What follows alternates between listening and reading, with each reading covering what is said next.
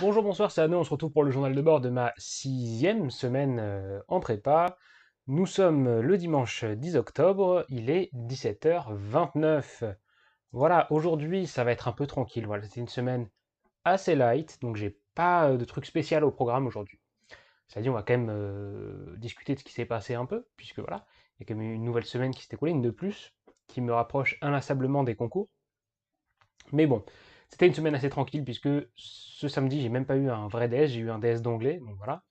Cela dit, j'ai quand même eu les résultats de mon dernier DS de maths, qui était il y a déjà 2 semaines, je crois. Voilà, je me suis amélioré, j'ai fini sixième, ce qui est pas satisfaisant, mais bon, au moins je me suis amélioré et je vais tenter de faire mieux. J'ai vu qu'il y en avait, il y a une personne qui a demandé si j'avais des conseils pour se concentrer pendant les DS. Alors je vais vous dire très clairement moi comment je fais quand je suis dans un DS. Alors, la première chose que je fais, j'arrive, donc je m'assois et tout. Bref, les sujets sont distribués. Je retire mes lunettes, je les pose à côté.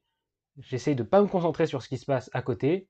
Et je parcours le sujet une première fois en le lisant en diagonale pour voir déjà de quoi ça parle. Parce que même si on sait à peu près sur quoi va porter le DS, par exemple, on sait si ça va être des suites, des séries ou des intégrales, on ne sait jamais exactement ce qui va être abordé, parce que à partir d'un sujet, on peut partir sur plein de choses. Donc je lis toujours une première fois en diagonale le sujet pour voir qu'est-ce qu'il y a, est-ce que c'est intéressant déjà. Et à partir de là, donc comme je l'ai expliqué la dernière fois, en général, je commence, j'essaie de rédiger un peu, je me foire, c'est lamentable. Du coup, ce que je fais, c'est que je prends la feuille sur laquelle j'ai écrit, j'en fais un brouillon, et voilà, après, juste je pars en faisant ce que je sais faire. Il n'y a pas besoin de paniquer ou quoi que ce soit, juste faites ce que vous savez faire. En tout cas, ce qui passe vite. Voilà, par exemple, dans le dernier DS, bon, bah, la toute première partie, qui n'était même pas encore un problème, qui était juste des exercices, bon, j'ai vu que j'arrivais à la faire, du coup, bah, j'ai pu tracer, je l'ai faite sans souci. Et vous faites ça, vous vous concentrez pas sur ce qui se passe autour, vous restez sur votre feuille, voilà, vous faites des grandes ratures, c'est pas grave si vous faites du bruit, vous vous concentrez sur votre devoir et vous le faites. Après, à partir d'un certain moment, on va commencer à y avoir des questions un peu plus dures qui vous demandent un peu de réflexion, et c'est là que ça peut devenir frustrant, parce que vous allez rester devant votre feuille, et vous allez vous dire mais qu'est-ce que je fais? J'arrive pas à faire cette question. Est-ce que en fait on m'a menti toute ma vie et je n'ai pas ma place en prépa? Rassurez-vous, c'est normal, hein. Il y a toujours un stade dans un test, ça peut arriver au bout de 30 minutes, hein, où on tombe sur une question qui bloque. Et certains peuvent remettre toute leur vie en question à ce moment. Je l'ai déjà fait. C'est pas grave, juste passer. Limite, aller dans une autre partie, même pas forcément à la question suivante, aller dans une autre partie du sujet et faites autre chose. Parce qu'en général, il y a toujours au moins les quelques premières questions qu'on arrive à faire dans chaque partie du sujet. Donc si vous avez d'abord des exercices, ben, vous les faites, puis après vous allez dans la partie 2, puis dans la partie 1. Voilà, c'est pas un problème de naviguer d'une partie du sujet à l'autre du moment que vous êtes organisé quand vous le faites. Comme je l'ai déjà dit, moi par exemple, je prends au moins minimum une copie double par partie, par sujet, par sous-sujet dans le sujet. Donc ça me permet de naviguer, d'aller faire les 3 premières questions de celui-là, et après je vais faire les 4 premières questions de cette autre partie, et comme ça, il n'y a pas de souci, et à la fin, j'ai une copie qui est à peu près présentable. Voilà. Parce que d'ailleurs, j'imagine que c'est comme ça, mais en tout cas, c'était pas comme ça l'année dernière. Cette année, on a l'interdiction absolue d'utiliser du correcteur. Donc pas de souris, pas le blanco. Ce qui veut dire que si vous vous foirez, bon, bah, il faut essayer de raturer proprement avec une règle. Ou alors essayer de réussir à faire le truc proprement, enfin pas proprement, mais de le faire efficacement et de manière juste au brouillon pour pouvoir après le rédiger proprement. Bref, je vais pas m'étendre plus sur ça.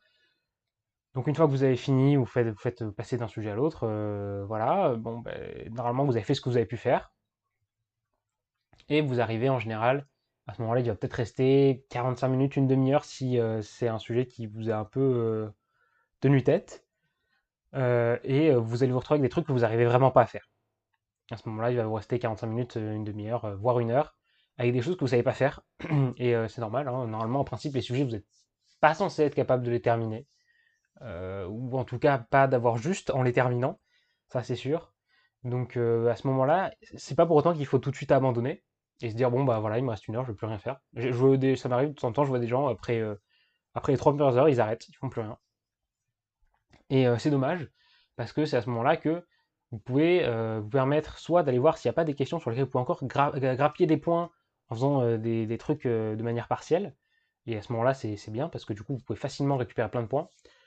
Ou alors, vous essayez d'attaquer les choses sous un autre angle, d'essayer différentes méthodes, de voir si vous vous rappelez pas, peut-être vous avez oublié qu'il y avait une autre méthode pour faire ce truc-là, et en fait, ça marche très bien une fois que vous le faites. Bref, c'est à ce moment-là qu'il faut vraiment que ça travaille là-haut et que vous trouviez au moins une manière de grappiller quelques points supplémentaires. Après ça, en principe, vous avez fini le TS, vous partez, vous passez votre samedi après-midi à ne pas travailler pour vous aérer un peu, parce que normalement, c'est le seul moment de repos que vous vous accordez. En tout cas, moi, c'est techniquement le seul que je m'accorde, à part avec les vidéos, justement. Mais voilà, le samedi après-midi, faites autre chose, allez nager, faites du sport, lisez un bouquin, allez au cinéma, faites votre vie, pensez pas à la prépa. Et après, voilà, vous arrivez le dimanche, vous remettez à travailler pour la semaine. Être sûr d'être prêt pour vos cols, etc. Voilà, ça clôt ce sujet-là, qui au final est en quelque sorte le sujet de la vidéo, voilà. Et j'ai même pas parlé de ce qui s'est passé cette semaine, tout simplement parce que comme j'ai dit, c'était pas très intéressant. Qu'est-ce que j'ai eu? J'ai école de, si, il y a eu quand même quelque chose. J'ai donc bon les cours, les maths ça va très bien. On est en plein milieu de l'algèbre linéaire, quoique là on est en train de en fait on l'a fini d'ailleurs techniquement puisqu'on est arrivé jusqu'aux matrices, on a fini. Donc c'était juste des rappels hein, de première année. La physique, ça va aussi. Voilà, il y a un TP un peu intéressant en vrai d'optique. On a fait le Michelson, bon, c'est quelque chose de sympa, mais c'est sans plus quoi, c'est de l'optique. Ensuite, le français rien de très intéressant, l'anglais rien de très intéressant, et l'informatique, bon, bah, ça fait son petit chemin. Et pour mon TPE aussi. Par contre, il y a eu une colle de maths du coup et une colle d'anglais, voilà, où j'ai eu 14 en maths et 12,5 en anglais. Voilà, en anglais, bah, je suis content parce que j'ai eu plus que la dernière fois. En maths, je crois que j'ai eu pareil que la dernière fois, donc c'est ok, j'imagine. Bon, en maths, ça s'est très bien passé, hein, puisque j'étais avec un colleur qui nous fait faire surtout des exercices. En gros, votre question de cours, vous mettez juste des éléments généraux de réponse et ça lui suffit. Voilà. Par contre, c'est le même colleur avec lequel j'avais eu un problème l'année dernière où j'avais bloqué sur un truc où il fallait utiliser l'arc tangente. Et là, cette année encore, j'ai un truc où il fallait utiliser de l'arc tangente et j'ai rebloqué dessus. Bref, du coup, c'était un peu marrant. Par contre, en colle d'anglais, voilà, je me suis senti un peu mal parce que, en gros, le prof nous fait signer des feuilles d'émargement. Et moi, je suis arrivé parce qu'on était en retard. On sortait en fait directement de notre colle de maths et on était déjà en retard pour la colle d'anglais. Et donc, j'arrive et tout. Et puis là, j'ai une bouteille avec moi parce que je vais acheter une bouteille pour boire plus tôt dans la journée. Et j'arrive et je me penche pour signer sa feuille. Et là, il y a ma bouteille qui s'ouvre et il y a une bonne quantité, en tout cas, qui s'est versée sur sa feuille. Du coup, je me sentais un peu mal après ça, surtout que c'était mon prof d'anglais, quoi. C'était pas un colleur lambda. Donc bon, malgré ça, la colle s'est bien passée, voilà. Euh, Rien de plus à dire. Je vais attaquer une nouvelle semaine et j'espère que vous portez bien de votre côté, que vous soyez en prépa, en lycée, en fac, où que vous soyez. Voilà, c'était Adam, je vous souhaite une bonne après-midi, une bonne journée, une bonne soirée et je vous donne rendez-vous la semaine prochaine pour le prochain journal de bord. Ciao tout le monde!